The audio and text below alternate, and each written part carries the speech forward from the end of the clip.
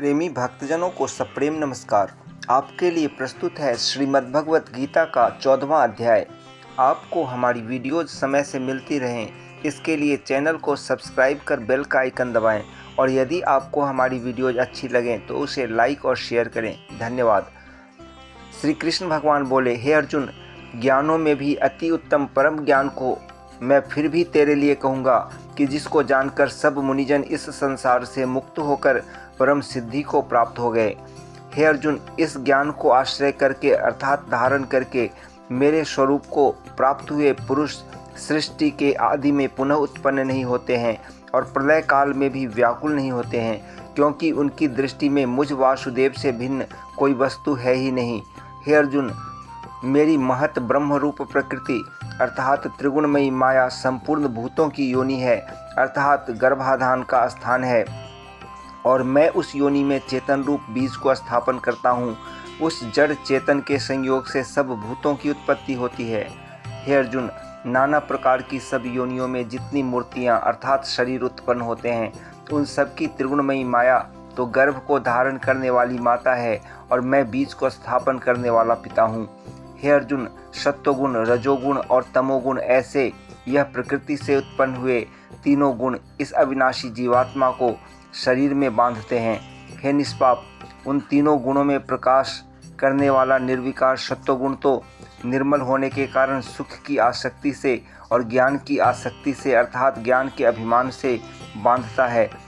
हे अर्जुन, राग रूप रजोगुण और कामना और आसक्ति से उत्पन्न हुआ जान, वह इस जीवात्मा को कर्मों की और उनके फल की आसक्ति से बांधता है। और हे अर्जुन, सर्व देहाभिमानियों के मोहने वाले तमोगुण को अज्ञान से उत्पन्न हुआ जान, वह इस जीवात्मा को प्रमाद, आलस्य और निद्रा के द्वारा बांधता है। क्योंकि हे अर्जुन, सत्वगुण सुख में लगाता है और रजोगुण कर्म में लगाता है तथा तमोगुण तो ज्ञान को आच्छादन करके अर्थात ढक के प्रमाद में भी लगाता है। और हे अर्जुन, रजोगुण और तमोगुण को दबाकर सत्वगुण होता है अर्थात बढ़ता है तथा रजोगुण और सत्वगुण को दबाकर तमोगुण बढ़ता है, वैसे ही तमोगुण और सत्वगुण को दबाकर रजोगुण बढ़ता है। इसलिए जिस काल में इस देह में तथा अंतःकरण और इंद्रियों में चेतनता और बोध शक्ति उत्पन्न होती है, उस काल में ऐसा जानना चाहिए कि सत्वगुण बढ़ा है। और हे अर्जुन, रजोगुण के बढ़ने पर लोभ और प्रवृत्ति अर्थात सांसारिक चेष्टा तथा सब प्रकार के कर्मों का स्वार्थ बुद्धि से आरंभ एवं अशांति अर्थात मन की चंचलता और विषय भोगों की लालसा, यह सब उत्पन्न होते हैं। तथा हे अर्जुन, तमोगुण के बढ़ने पर अंतःकरण और इंद्रियों में अप्रकाश एवं कर्तव्य कर्मों में अप्रवृत्ति और प्रमाद अर्थात व्यर्थ चेष्टा और निद्रादि अंतःकरण की मोहिनी वृत्तियाँ, यह सभी उत्पन्न होते हैं। हे अर्जुन, जब यह जीवात्मा सत्वगुण की वृद्धि में मृत्यु को प्राप्त होता है, तब तो उत्तम कर्म करने वालों के मल रहित अर्थात दिव्य स्वर्ग आदि लोकों को प्राप्त होता है। रजोगुण के बढ़ने पर अर्थात जिस काल में रजोगुण बढ़ता है, उस काल में मृत्यु को प्राप्त होकर कर्मों की आसक्ति वाले मनुष्य में उत्पन्न होता है तथा तमोगुण के बढ़ने पर मरा हुआ पुरुष कीट, पशु आदि मूढ़ योनियों में उत्पन्न होता है। क्योंकि सात्विक कर्म का तो सात्विक अर्थात सुख, ज्ञान और वैराग्यादि निर्मल फल कहा है, और राजस कर्म का फल दुख एवं तामस कर्म का फल अज्ञान कहा है। सत्वगुण से ज्ञान उत्पन्न होता है और रजोगुण से निस्संदेह लोभ उत्पन्न होता है तथा तमोगुण से प्रमाद और मोह उत्पन्न होते हैं और अज्ञान भी होता है। इसलिए सत्वगुण में स्थित हुए पुरुष स्वर्गादि उच्च लोकों को जाते हैं और रजोगुण में स्थित राजस पुरुष मध्य में अर्थात मनुष्य लोक में ही रहते हैं, एवं तमोगुण के कार्य रूप निद्रा, प्रमाद और आलस्य आदि में स्थित हुए तामस पुरुष अधोगति को अर्थात कीट, पशु आदि नीच योनियों को प्राप्त होते हैं। हे अर्जुन, जिस काल में दृष्टा अर्थात समष्टि चेतन में एक ही भाव से स्थित हुआ साक्षी पुरुष तीनों गुणों के सिवा अन्य किसी को करता नहीं देखता है अर्थात गुण ही गुणों में बरतते हैं ऐसा देखता है, और तीनों गुणों से अति परे सच्चिदानंद घन स्वरूप मुझ परमात्मा को तत्व से जानता है, उस काल में वह पुरुष मेरे स्वरूप को प्राप्त होता है तथा यह पुरुष इन स्थूल शरीर की उत्पत्ति के कारण तीनों गुणों को उल्लंघन करके जन्म, मृत्यु, वृद्धावस्था और सब प्रकार के दुखों से मुक्त हुआ परमानंद को प्राप्त होता है। इस प्रकार भगवान के रहस्य युक्त वचनों को सुनकर अर्जुन ने पूछा कि हे पुरुषोत्तम,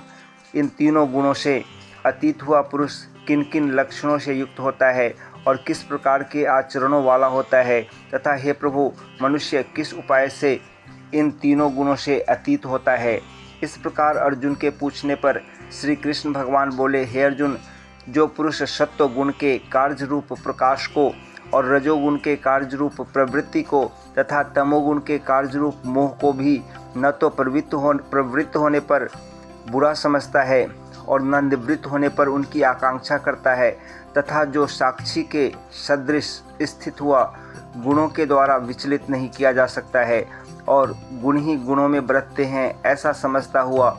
जो सच्चिदानंद घन परमात्मा में एक ही भाव से स्थित रहता है एवं उस स्थिति से चलायमान नहीं होता है, जो निरंतर आत्मभाव में स्थित हुआ दुख सुख को समान समझने वाला है तथा मिट्टी, पत्थर और सुवर्ण में समान भाव वाला और धैर्यवान है, तथा जो प्रिय और अप्रिय को बराबर समझता है और अपनी निंदा स्तुति में भी समान भाव वाला है, तथा जो मान और अपमान में सम है एवं मित्र और वैरी के पक्ष में भी सम है, वह संपूर्ण आरंभों में कर्तापन के अभिमान से रहित हुआ पुरुष गुणातीत कहा जाता है। और जो पुरुष अव्यभिचारी भक्ति रूप योग के द्वारा मेरे को निरंतर भजता है, वह इन तीनों गुणों को अच्छी प्रकार उल्लंघन करके सच्चिदानंद घन ब्रह्म में एक ही भाव होने के लिए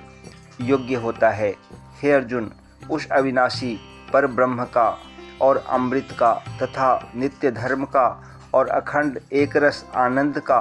मैं ही आश्रय हूँ, अर्थात उपर्युक्त ब्रह्म, अमृत, अव्यय और शाश्वत धर्म तथा एकांतिक सुख, यह सब मेरे ही नाम हैं, इसलिए इनका मैं परम आश्रय हूँ। ओम तत्सत, ओम तत्सत, ओम तत्सत।